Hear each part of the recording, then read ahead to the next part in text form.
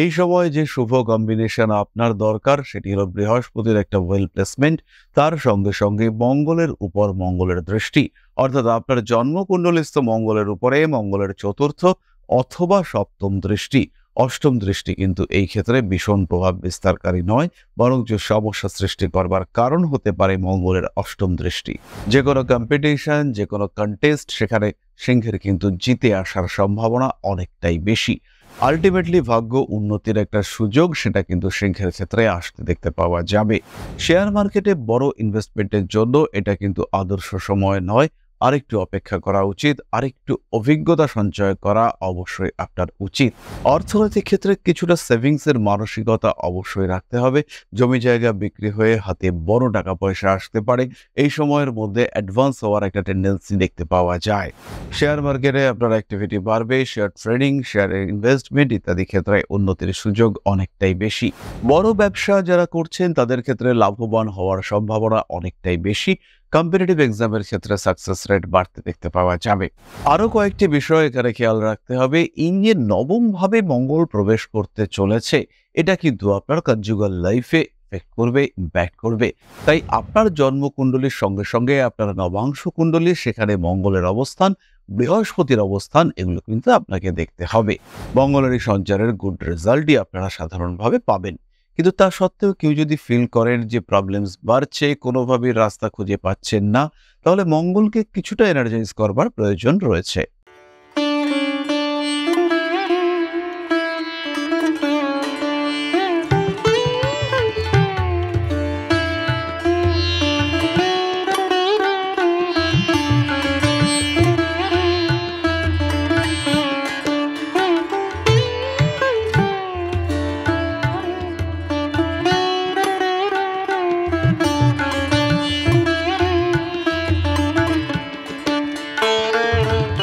নমস্কার, ঋষিবাণী ইনস্টিটিউট এবং পরম ব্রহ্ম মিলন মঠ ও সেবাশ্রমের পক্ষ থেকে স্বাগত জানাই আজকের জ্যোতিষ আলোচনায়।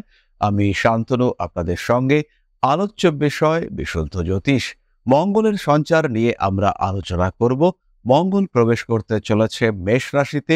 আগামী 1 জুন মঙ্গলের সঞ্চার ঘটবে মেষ রাশিতে এবং এই সঞ্চার কন্টিনিউ করবে 12 জুলাই পর্যন্ত, অর্থাৎ প্রায় 43 দিন মঙ্গল মেষ রাশিতে অবস্থান করবে।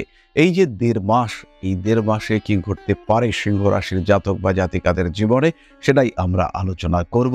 অর্থাৎ আমাদের আজকের আলোচ্য রাশি হলো সিংহ, কালপুরুষের পঞ্চম রাশি, অগ্নিতত্ত্বের দ্বারা প্রভাবিত স্থির প্রকৃতির রাশি এটি।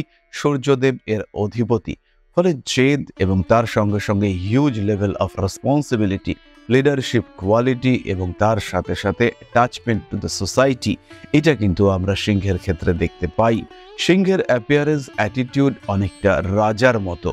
মঙ্গল তার জন্য একক যোগকারক গ্রহ, চতুর্থপতি এবং নবমপতি, অর্থাৎ একাই মঙ্গল কিন্তু সিংহ রাশি বা লগ্নের জাতক বা জাতিকাদের জীবনকে যথেষ্ট প্রভাবিত করতে পারে, যথেষ্ট পরিবর্তন করে দিতে পারে। এই মঙ্গল সে এখন সক্ষেত্রী সিংহের নবম ভাবে। অপরদিকে পঞ্চমপতি বৃহস্পতি, তিনি অবস্থান করে রয়েছেন দশমে। তাই নবমে মঙ্গল, দশমে বৃহস্পতি, তার সঙ্গে সঙ্গে সপ্তমে শনি, অষ্টমে রাহু, দ্বিতীয় কেতু, এইগুলো মিলে কিন্তু একটা ম্যাসিভ বেনিফিশিয়াল কম্বিনেশন তৈরি হয়েছে সিংহ রাশি, সিংহ লগ্নের জাতক বা জাতিকাদের জন্য। তবে এই ক্ষেত্রে একটি কথা খেয়াল রাখতে হবে, কম্বিনেশন যতই বেনিফিশিয়াল হোক, চ্যানেল কিন্তু আপনার জন্মকুণ্ডলী, অর্থাৎ বাইরের কম্বিনেশন যতটা স্ট্রং হবে, সেই কম্বিনেশনের পাওয়ার, এনার্জিকে অ্যাকসেপ্ট করবার জন্য আপনার নিজস্ব জন্মকুণ্ডলীকেও ততটাই স্ট্রং হতে হবে। অন্যথায় কিন্তু সুপ্রভাব অ্যাকসেপ্ট করবার ক্ষেত্রে বাধা আসবে। যতই বড় বড়, যতই ভালো ভালো কথা আমরা বলি না কেন, সেগুলি আপনার জীবনে ঘটা মুশকিল হবে।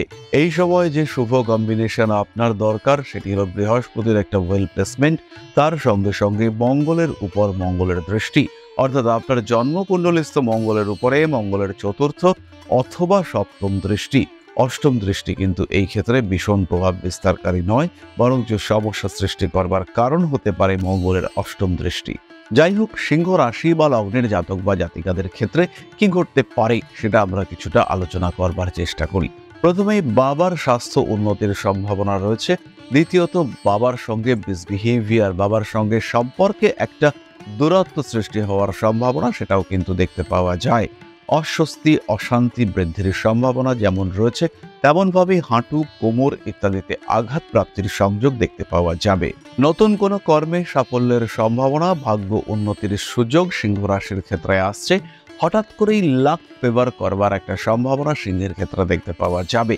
যে কোনো কম্পিটিশন, যে কোনো কন্টেস্ট, সেখানে সিংহের কিন্তু জিতে আসার সম্ভাবনা অনেকটাই বেশি। কিছুটা বিদেশ যাত্রার সম্ভাবনা দেখতে পাওয়া যায়। আলটিমেটলি ভাগ্য উন্নতির একটা সুযোগ সেটা কিন্তু সিংহের ক্ষেত্রে আসতে দেখতে পাওয়া যাবে। আগুন নিয়ে অবশ্যই সাবধান থাকতে হবে। বড় ভাইয়ের সঙ্গে সম্পর্ক খারাপ হতে পারে। চাকরি প্রাপ্তির সম্ভাবনা অনেকটাই বেশি। তার থেকেও বেশি চাকরির স্থিতিশীলতা বৃদ্ধির সম্ভাবনা। এই সময় কিন্তু বেশ কিছু সিংহ রাশি বা লগ্নের মানুষের চাকরি পার্মানেন্ট হয়ে যেতে দেখতে পাওয়া যাবে। প্রাকৃতিক দুর্যোগের শিকার হতে পারেন সিংহ রাশি বা লগ্নের মানুষরা, এবং তার কারণে বাড়ির ইলেকট্রনিক অ্যাপ্লায়েন্সেস খারাপ হওয়ার একটা সম্ভাবনা দেখতে পাওয়া যায়। জ্যোতিষ তন্ত্র ইত্যাদির প্রতি সিংহের আগ্রহ বৃদ্ধির সম্ভাবনা দেখতে পাওয়া যাবে। তড়িৎ থেকে অবশ্যই সিংহকে সাবধান হতে হবে। প্রতারিত হতে পারেন সিংহ, এবং ব্যাংকিং রিলেটেড কাজকর্মের ক্ষেত্রে প্রতারিত হওয়ার সম্ভাবনা অনেকটাই বেশি। সোশ্যাল মিডিয়ায় আপনার অ্যাক্টিভিটি বাড়বে। নতুন করে প্রেমে পড়ার একটা সম্ভাবনা সিংহের ক্ষেত্রে দেখতে পাওয়া যায়। আপনজনদের সঙ্গে দূরত্ব বাড়তে পারে। বাড়ি জমি বিক্রি করতে চাইছিলেন দীর্ঘদিন ধরে, বাড়ি জমি বিক্রির একটা সম্ভাবনা সেটা সৃষ্টি হতে চলেছে। শেয়ার মার্কেটে বড় ইনভেস্টমেন্টের জন্য এটা কিন্তু আদর্শ সময় নয়। আরেকটু অপেক্ষা করা উচিত, আরেকটু অভিজ্ঞতা সঞ্চয় করা অবশ্যই আপনার উচিত। মাতৃতুল্য ব্যক্তিবর্গের স্বাস্থ্য নিয়ে দুশ্চিন্তা বৃদ্ধির সম্ভাবনা দেখতে পাওয়া যায়। উচ্চ শিক্ষার সম্ভাবনা অনেকটাই বেশি। ইঞ্জিনিয়ারিং কিংবা এই ধরনের টেকনিক্যাল এডুকেশন, যেখানে আগুনের সংস্পর্শ রয়েছে, যেখানে ঝালাই, যেখানে ওয়েল্ডিং ইত্যাদি করানো হয়, এগুলি শেখানো হয়, সেই সমস্ত ক্ষেত্রে আপনাদের উন্নতির মাত্রা অনেকটাই বাড়তে দেখতে পাওয়া যাবে। অর্থনৈতিক ক্ষেত্রে কিছুটা সেভিংসের মানসিকতা অবশ্যই রাখতে হবে। জমি জায়গা বিক্রি হয়ে হাতে বড় টাকা পয়সা আসতে পারে। এই সময়ের মধ্যে অ্যাডভান্স হওয়ার একটা টেন্ডেন্সি দেখতে পাওয়া যায়। পারিপার্শ্বিক পরিস্থিতিগত কারণে জীবনের জটিলতা কিছুটা বৃদ্ধির সম্ভাবনা সৃষ্টি হতে চলেছে। এই ক্ষেত্রে খেয়াল রাখতে হবে, মানুষের প্রতি অতিরিক্ত বিশ্বাস সেটা কিন্তু আপনার জন্য বিপজ্জনক সিদ্ধ হতে পারে। বাইরের খাওয়া দাওয়া অ্যাভয়েড করবার চেষ্টা করতে হবে, এবং যে কোনো রকম ট্রিটমেন্টের ক্ষেত্রে সেকেন্ড ওপিনিয়ন অবশ্যই নিতে হবে। বিশেষ করে কোনো ইনজেক্টেবল ট্রিটমেন্ট, কোনো অপারেশন ইত্যাদির আগে অবশ্যই আপনার সেকেন্ড ওপিনিয়ন নেওয়া উচিত। শিরদাঁড়ার যন্ত্রণা সংক্রান্ত কারণে কষ্ট পাওয়ার একটা সংযোগ দেখতে পাওয়া যায়। বিদেশ যাত্রার সম্ভাবনা রয়েছে। বিদেশে কিছু পরিবর্তন, নতুন বাসস্থান সৃষ্টির সংযোগ এটি বাড়তে দেখতে পাওয়া যাবে। যারা দীর্ঘদিন ধরে ভাবছিলেন এবার বাড়িটা বিক্রি করে দেওয়া দরকার, অনেকদিন ধরে কাস্টমার্স আসছে কিন্তু বিক্রি হচ্ছে না, কিছু না কিছু সমস্যা, কিছু না কিছু অশান্তি, তার কারণে আলটিমেটলি আপনার প্রপার্টি সেল আউট হচ্ছে না, তাদের ক্ষেত্রে ভালো সময় আসতে চলেছে। জমি জায়গা বাড়ি ইত্যাদি বিক্রি হয়ে যাওয়ার একটা সংযোগ দেখতে পাওয়া যাবে, এবং তার কারণে আপনার হাতে বেশ কিছুটা টাকাও আসার সম্ভাবনা রয়েছে। কানেক্টিভিটি সিংহের ক্ষেত্রে বাড়তে দেখতে পাওয়া যাবে। সৃষ্টি হতে চলেছে নতুন যোগাযোগ। ভাই বোনের সঙ্গে সম্পর্ক কিছুটা খারাপ হওয়ার সম্ভাবনা রয়েছে, এবং তাদের শারীরিক সমস্যা সেটাও কিন্তু বাড়তে পারে। আপনার হাত কাঁধ এগুলিতে আঘাত প্রাপ্তির সম্ভাবনা রয়েছে। রান্নাবান্না করার সময় আমাদের মায়েরা তারা কিন্তু একটু সাবধানেই থাকবেন। তারই সাথে সাথে যারা বিপজ্জনক কাজকর্ম করেন, যারা ধারালো যন্ত্রপাতি ইউজ করেন, যারা গরম জিনিসপত্র নিয়ে কাজকর্ম করেন, তাদের সাবধানতার মাত্রা অনেকটাই বাড়াতে হবে। সময় কিন্তু বিরাট ভালো নয়, আঘাত প্রাপ্তির সম্ভাবনা অবশ্যই রয়েছে। বাড়িতে এই সময় পুজো পাঠ, হোমযজ্ঞ ইত্যাদি করবার পরিকল্পনা করতে পারেন সিংহ রাশি বা লগ্নের মানুষরা। বাড়ির বাস্তু দোষ, বাস্তু সমস্যা নিবারণের একটা সম্ভাবনা সেটাও দেখতে পাওয়া যাবে। মাথার যন্ত্রণার কারণে কষ্টপ্রাপ্তির সম্ভাবনা দেখতে পাওয়া যায়। পুরনো শত্রুতা ফিরে আসতে পারে। আপনার বাড়ি, আপনার প্রতিবেশী, আপনার পরিবেশ, সেখানে কিছু অশান্তি সৃষ্টির সংযোগ দেখতে পাওয়া যায়। তীক্ষ্ণ কোনো বস্তুর দ্বারা বিদ্ধ হওয়ার সম্ভাবনা রয়েছে। মায়ের স্বাস্থ্য নিয়ে দুশ্চিন্তা বাড়তে পারে। ভারী কাজকর্ম অ্যাভয়েড করার চেষ্টা করতে হবে। এরপরে আমরা চলে আসবো নাক্ষত্রিক আলোচনা প্রসঙ্গে। সিংহ রাশির প্রথম নক্ষত্র মঘা। অর্থভাগ্য ভালো হতে চলেছে, হাতে টাকা পয়সা আসবেই। বাবার কাছ থেকে কিংবা অন্য কোনো সূত্রে অর্থপ্রাপ্তির একটা সম্ভাবনা দেখতে পাওয়া যায়। ভারী কাজকর্ম অ্যাভয়েড করার চেষ্টা করতে হবে। পুরনো কোনো সম্পর্ক আবার জেগে উঠতে পারে।